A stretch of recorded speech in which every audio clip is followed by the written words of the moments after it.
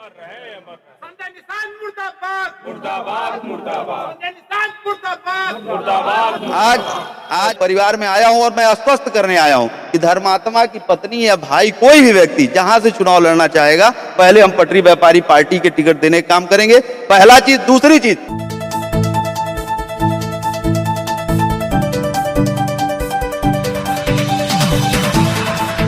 नमस्कार, मैं हूं सुरेंद्र कुमार यादव। आप देख रहे हैं एसके न्यूज 24 सच्चाई की लोकेशन। इस समय हम महाराजगंज जिले के थाना पनियरा और ग्राम सभा छोटकाहा नरकटाहा में आए हुए हैं।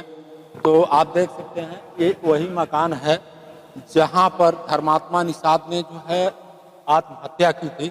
आप देख सकते हैं काफ़ी लोग यहाँ मौजूद हैं और जो है कल एक समय था कि यहाँ जो है जन सैलाब उमड़ा हुआ था और यह मामला पूरे जो है प्रदेश में नहीं बल्कि पूरे जो है देश में चर्चा का विषय बना हुआ है।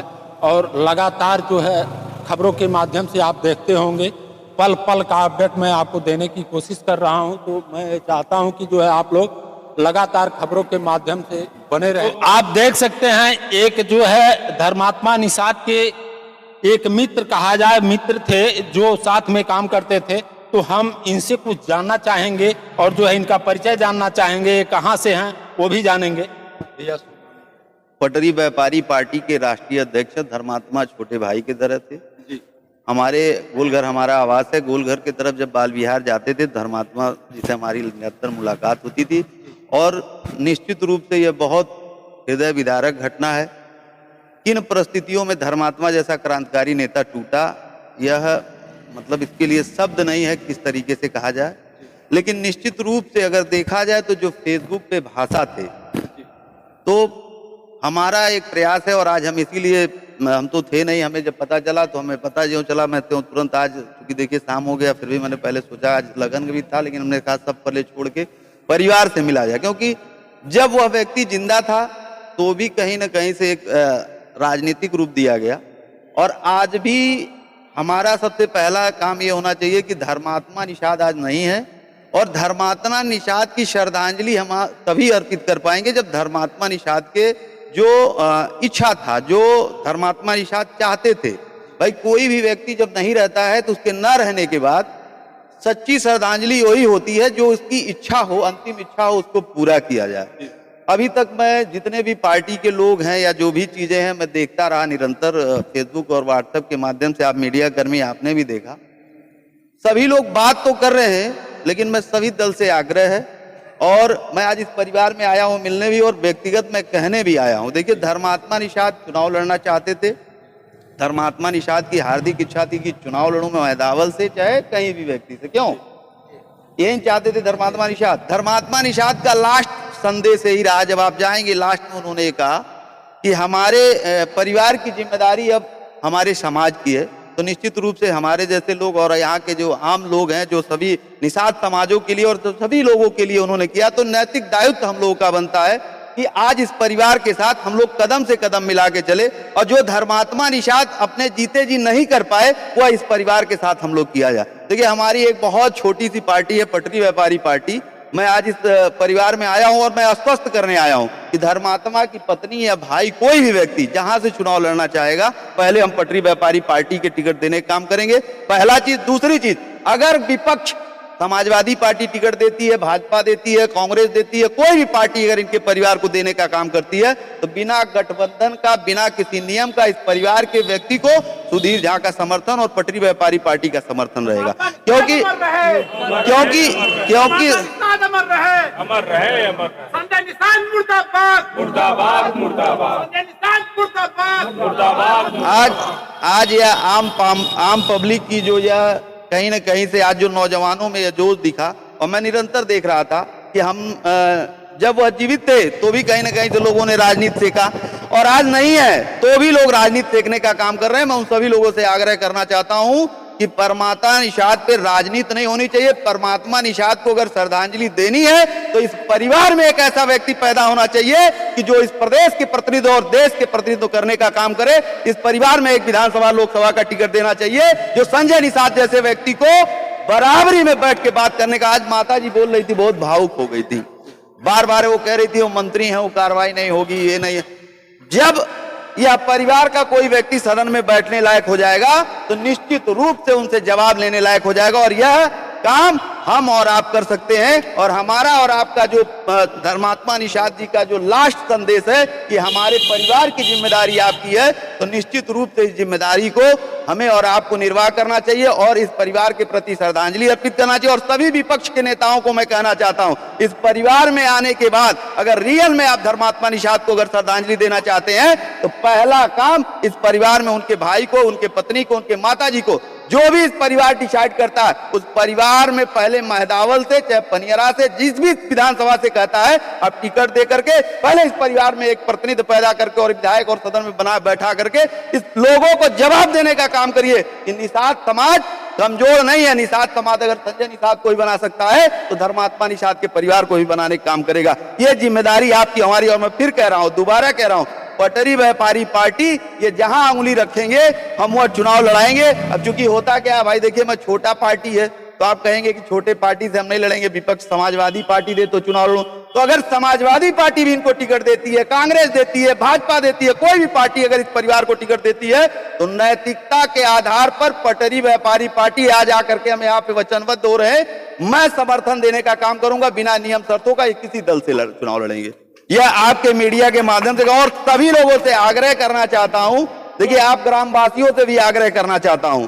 देखिए वर्तमान में वह लड़का बहुत भावुक था, जब तक जीवित रहा तब तक भी उसके साथ छल हुआ और आज मृत होने के बाद भी जब तक मैं देखा लगातार निरंतर नेता आए लेकिन उनके भाव और भावनाओं पे किसी ने चर्चा नहीं किया। यह चर्चा होना चाहिए और सच्ची श्रद्धांजलि उनकी तभी होगी जब इस परिवार को हम मजबूत करेंगे। और एक चीज और होनी चाहिए, कहीं ना कहीं से इस परिवार को आर्थिक सहयोग जितने भी लोग आ रहे हैं कुछ ना कुछ, जरूरी नहीं है कि हम 2 लाख 4 लाख 5 लाख 10 लाख 20 लाख रुपए दो, जो हमारी हैसियत हो। हमारी हैसियत 10 रुपए की है, 20 रुपए की, 50 रुपए। पहले लोग कहते थे बूंद बूंद से घड़ा भरता है, बूंद बूंद से समुद्र बनता है। तो निश्चित रूप से इस परिवार को अगर हम लोग आर्थिक सहयोग देंगे तो कहीं ना कहीं से ये मजबूत होगा ये परिवार, क्योंकि इस परिवार को इस समय 2 चीज की बहुत जरूरत है, एक राजनीतिक बल, दूसरा आर्थिक बल। और ये दोनों हमारी और आपकी जिम्मेदारी होती है, इस समाज की जिम्मेदारी होती है। और इस ग्राम सभा के सभी लोगों को और सभी ऊर्जावान क्रांतिकारियों को मैं धन्यवाद देता हूं, क्योंकि जो मैं भीड़ देखा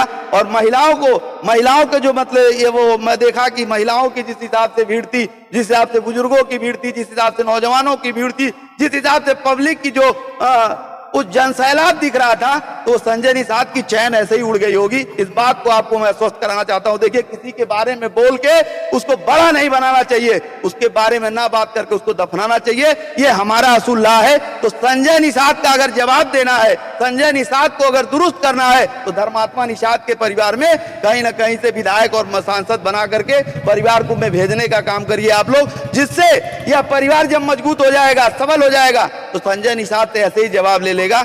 आज यह परिवार कुछ नहीं है। मैं सुन रहा था एक वीडियो में इनकी एक भावुक व्यवस्था। मैं तो भैया टेम्पू चलाता हूं, मैं जब गया तो उधर हमारी बात हुई, जैसे हम उस मर्मिक बातों को मैं शब्दों में क्या कहूं, लेकिन इस परिवार के साथ जो बीत रहा है उसका वर्णन शब्दों में किया ही नहीं जा सकता है। और मैं जो गांव के लोगों का भी देखा, जो गांव के लोगों का उसके प्रति प्रेम है, उसका भी वर्णन नहीं किया जा सकता।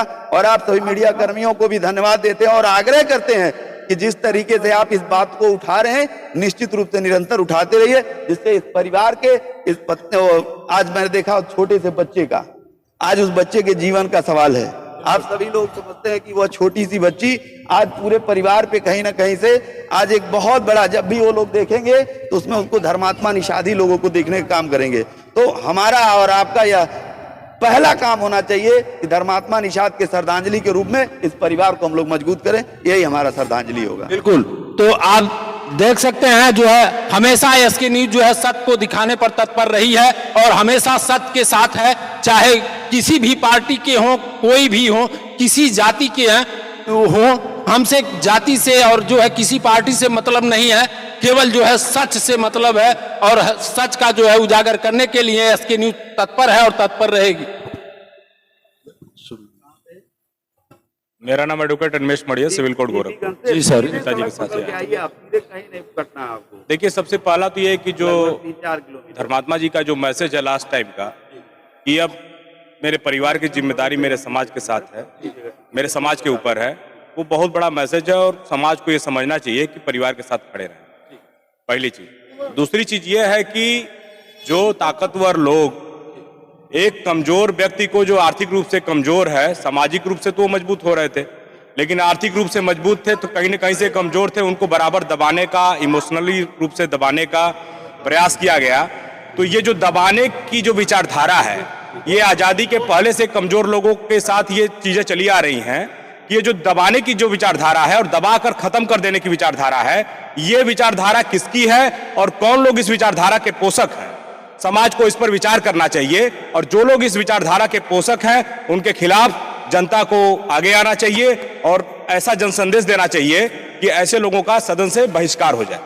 जी सर, एक सवाल मेरे, एक बात मैं और कहना चाहूंगा कि अगर इनके परिवार को किसी भी तरह की विधिक सहायता, कानूनी सहायता की अगर आवश्यकता पड़ती है तो हमारा अधिवक्ता समाज और हमारा अपना एक लीगल असेंबली के नाम से लॉ फर्म है जिसमें लगभग 40 अधिवक्ताओं का पैनल है, निःशुल्क इनकी मदद करने के लिए यहाँ से डिस्ट्रिक्ट कोर्ट से लेकर हाई कोर्ट तक उनकी मदद करने के लिए तैयार है। जी सर, एक सवाल आपसे है, जैसे कि अगर जो है मरने से पहले व्यक्ति अगर कुछ लिख जाता है, कुछ इच्छाओं को जो है जाहिर कर जाता है, क्या जो है हमारे संविधान में उसका हक है पूरा करने का या नहीं?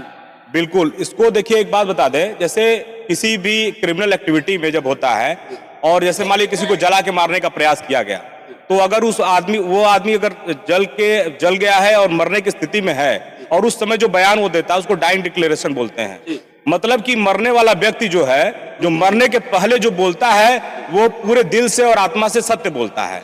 तो इस पर जरूर गवर्नमेंट को एक्शन लेना चाहिए, गवर्नमेंट को इस पर ध्यान देना चाहिए और मेरा जहां तक उम्मीद है कि न्यायालय भी इस पर कुछ न कुछ एक्शन जरूर लेगा। तो आइए और लोग हैं, जानेंगे हम। सर शुभ। ललित बिहारी। क्या कहा? एक्चुअली हम लोगों के बहुत खास लोग थे, हम लोगों से लगातार बातचीत होती रहती थी और ये समाज के लिए, सबके लिए इतना काम करते थे।